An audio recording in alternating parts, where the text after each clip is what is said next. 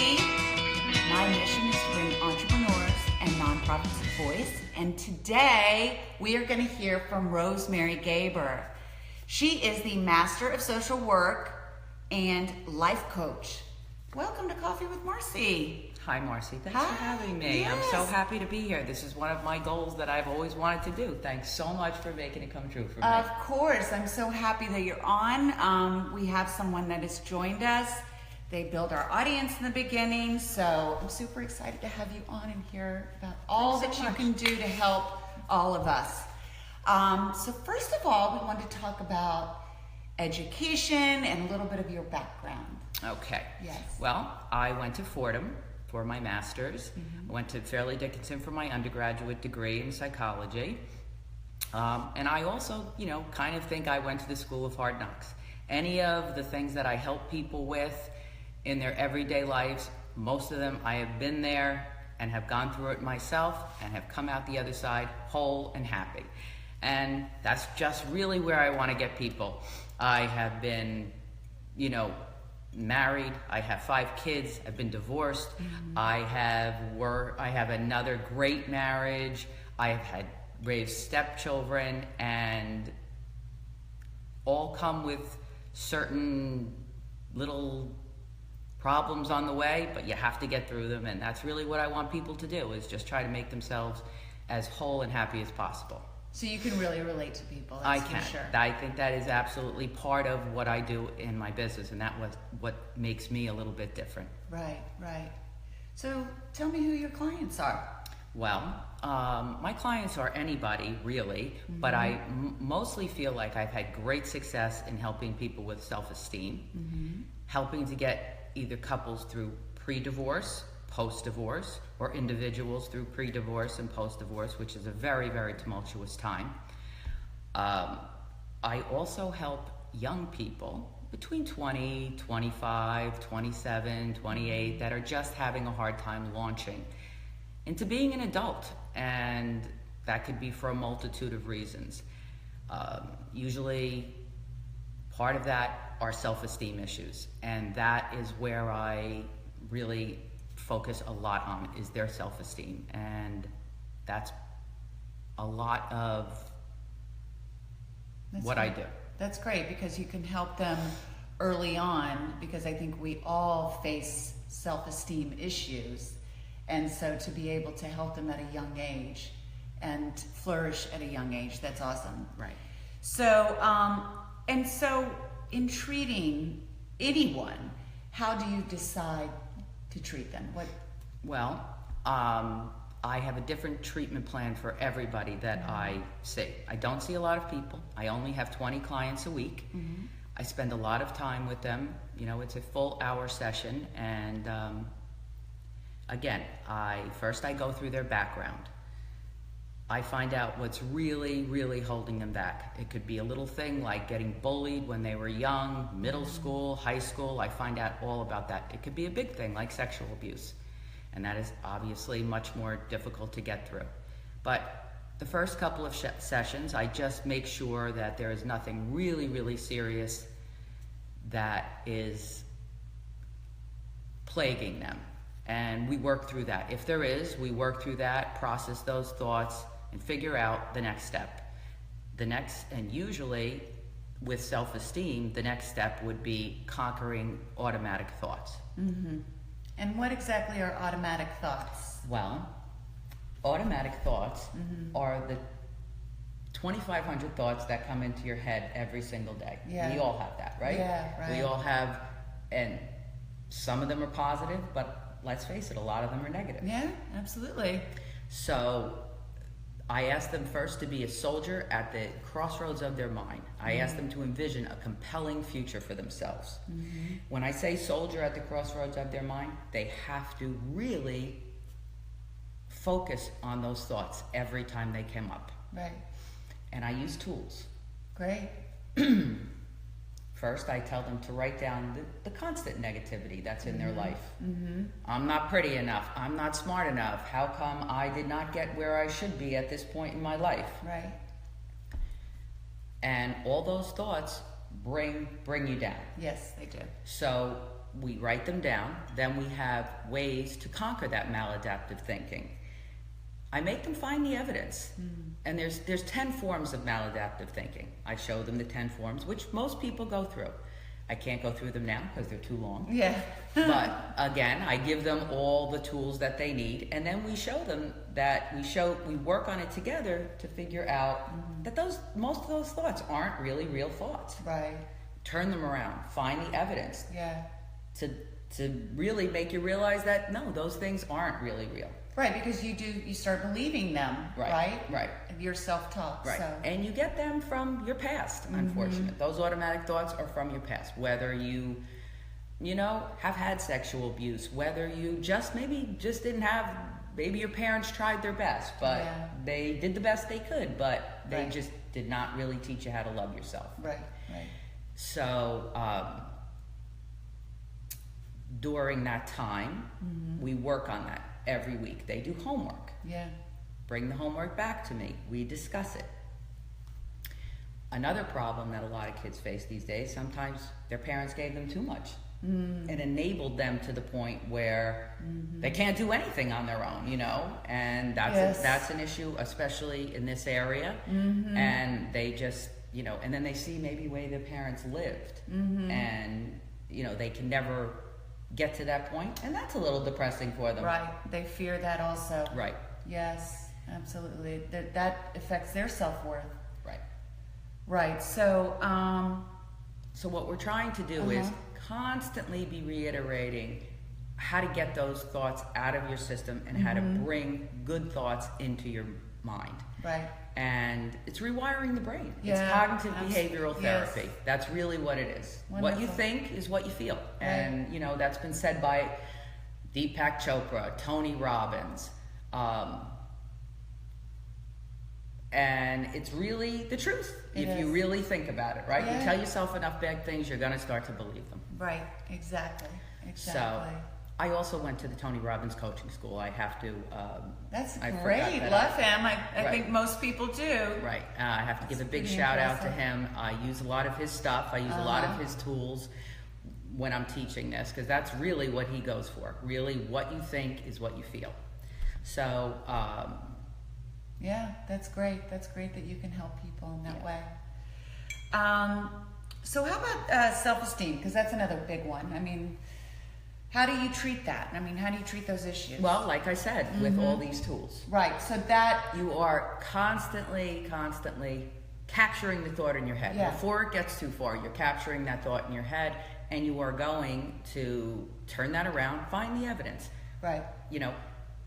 I have a long list of self-esteem issues. I give them that list. Where are you on that list? And I make them realize that it's just not, I don't make them realize it, they realize it themselves, that they are just not who they think they are, and they could be so much more.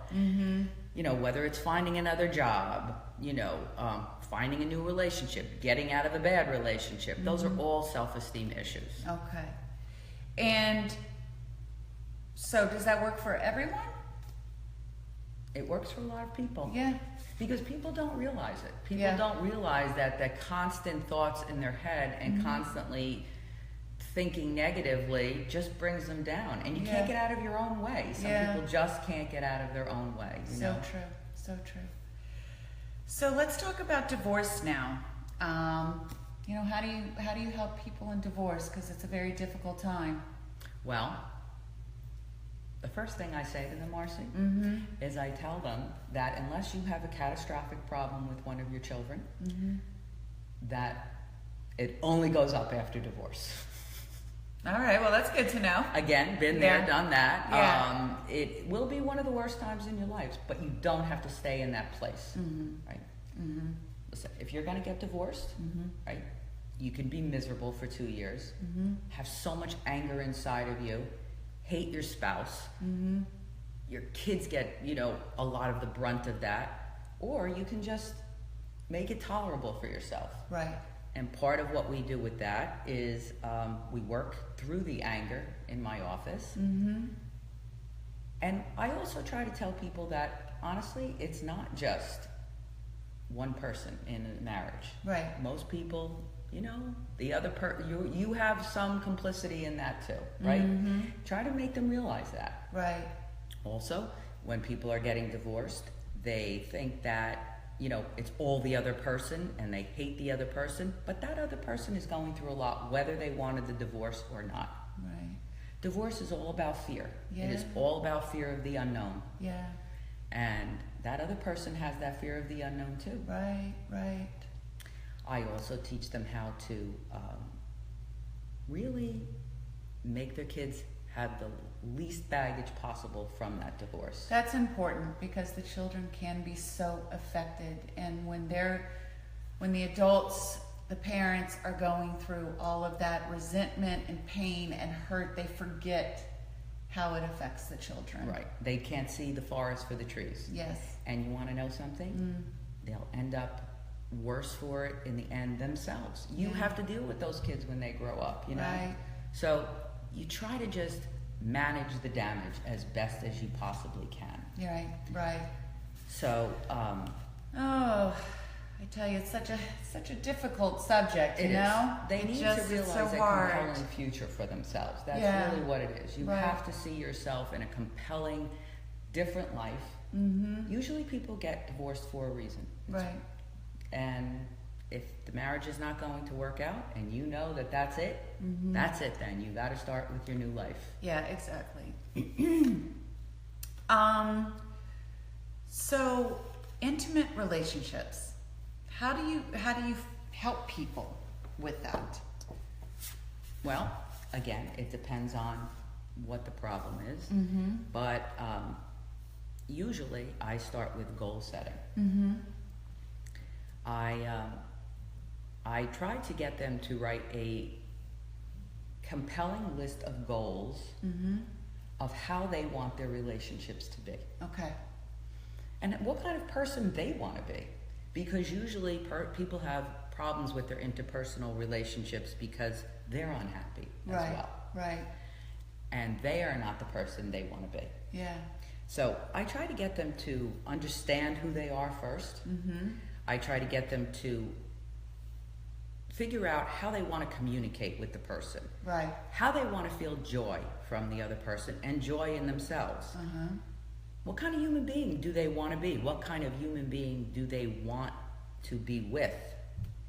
Right. Who's the partner of their dreams, right? Right, but sometimes I think it's hard to know that. You know, kind of some of the things that you touched on before. You know, maybe there's a lot of hurt or pain in their past, and they're looking for the wrong type of person just because maybe they're used to being treated that way. Right. Absolutely. And so they need to kind of start with themselves and find value in themselves before they can say, well, really, what kind of person that they want to be with, right? Absolutely, yes. And I think part of that, do you know about the 6 human needs? Well, every person has certain needs that they want met. Right. And a lot of problems that are caused in relationships is because their needs aren't being met. Right.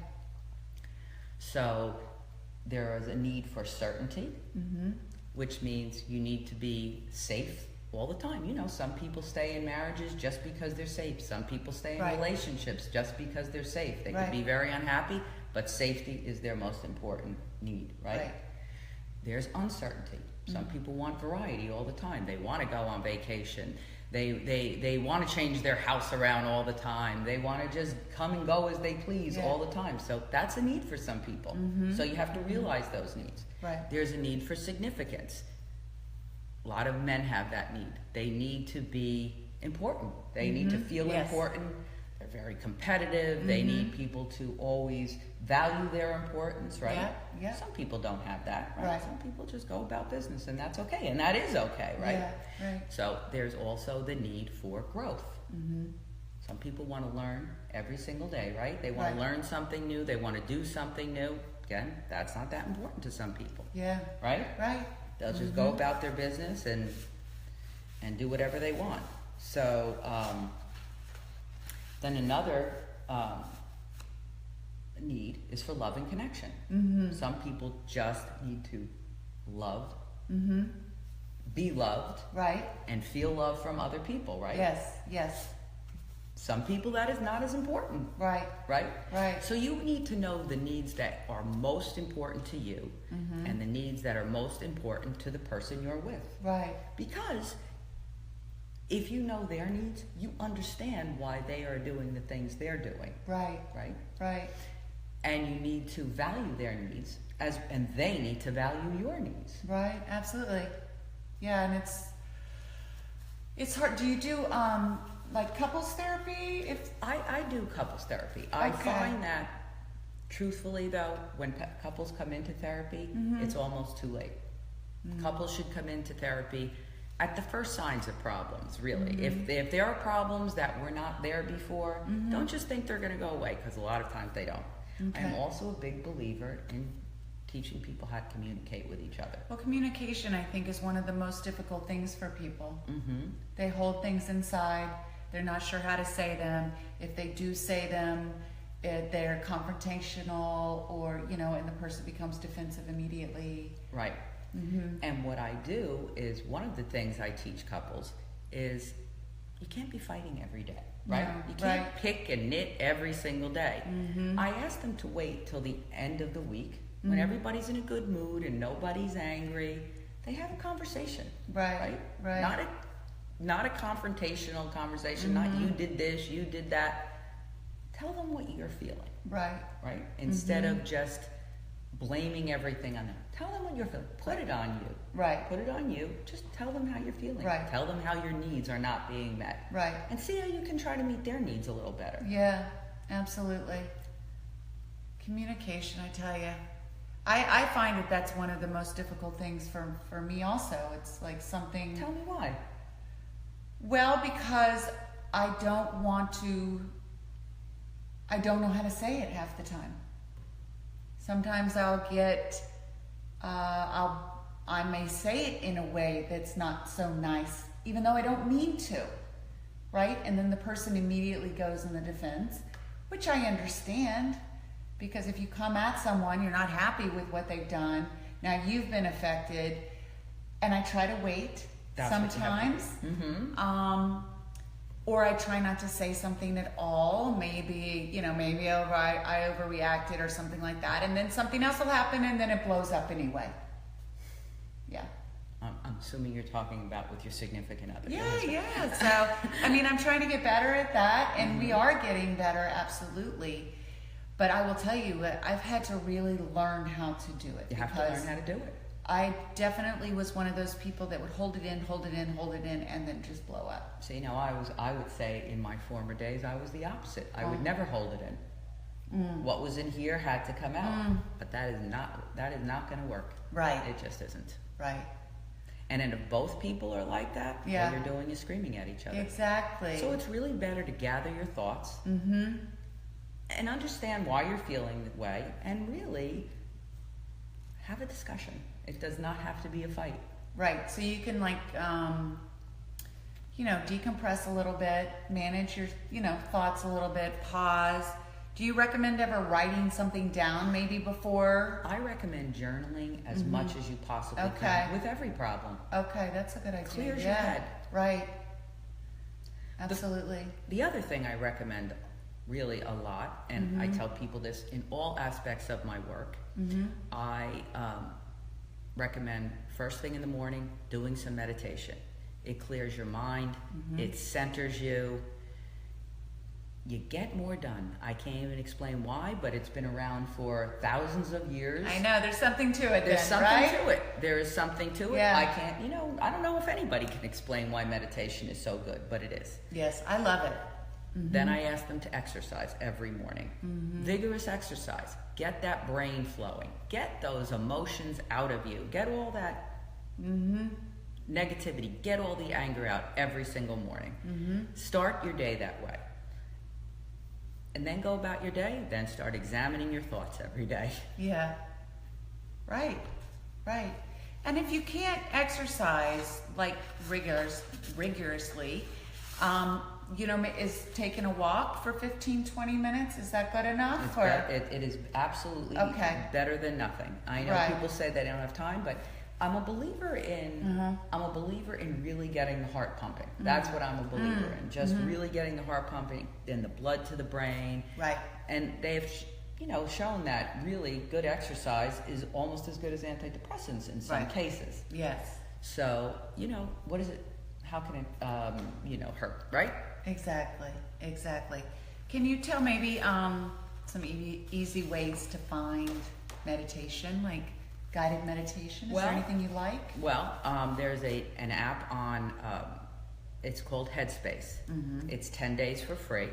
That can start getting you into meditation, and if you like it, you can continue with the app. Maybe you won't need the app anymore. Maybe you'll get into it so much that you just do it every day on your own. It teaches you how to do it, though, which is nice. And meditation doesn't have to be like sitting there in silence and taking away every single thought, because you can never do that. Yeah, that's. But when a thought comes, you just shoo it away and just focus again on your life. You're being grateful for the things you do have in life, all the good things, and then be on your way for the day. I like that. You need to be grateful and focus more on the good things, not the bad, right? And maybe even writing those things down. If it's just, you don't have a lot of time, but just jot a couple things down.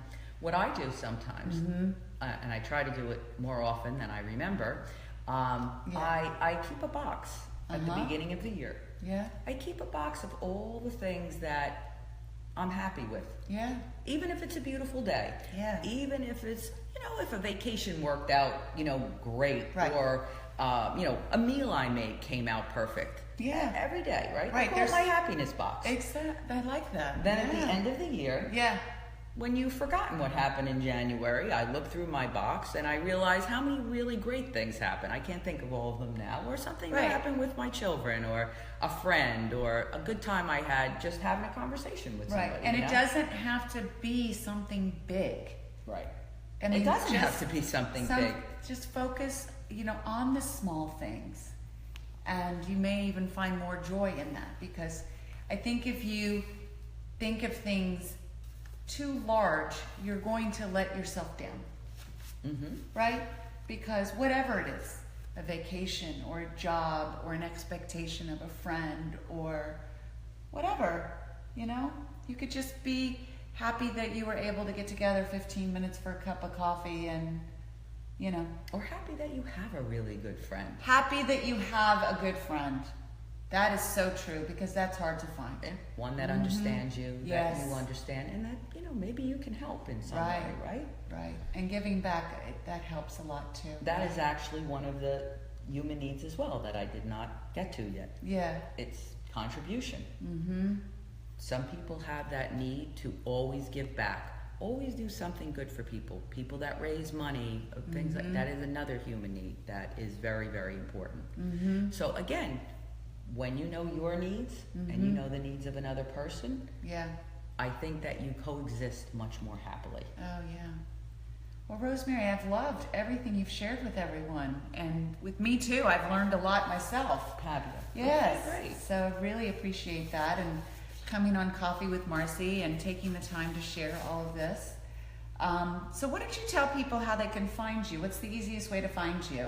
Well, I'm in Ramsey. I'm on Lake Street. If anybody knows where Uncle Giuseppe's is now, people are always talking about Uncle Giuseppe's these days. Yeah. I'm right across from there. I'm right off Lake Street. It's called the Ramsey Office Court. There's a bunch of low office buildings there, and I'm in one of them. Awesome.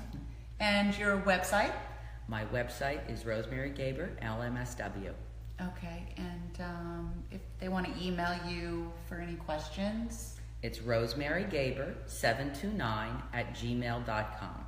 And if anybody that is watching today on Coffee with Marci would like to talk to me for a half hour, that's free of charge. And if you want to come in for a half hour just to meet me, it's free of charge. And if you like me and you think we can get some work done, come back. If not, that's fine. I love meeting new people. I really do. Oh, Rosemary, thank you so much. It was so lovely meeting you and having you on Coffee with Marci. And thank you for just offering that to the audience. That's awesome. You're welcome. So, well, cheers to you. And we'll We'll see you next time on Coffee with Marci. Thank you so much for joining, and hope you have a great weekend and a great Mother's Day if it applies. And Bye, happy everybody. Mother's Day to you. Happy Mother's Day to you too. All right, bye guys.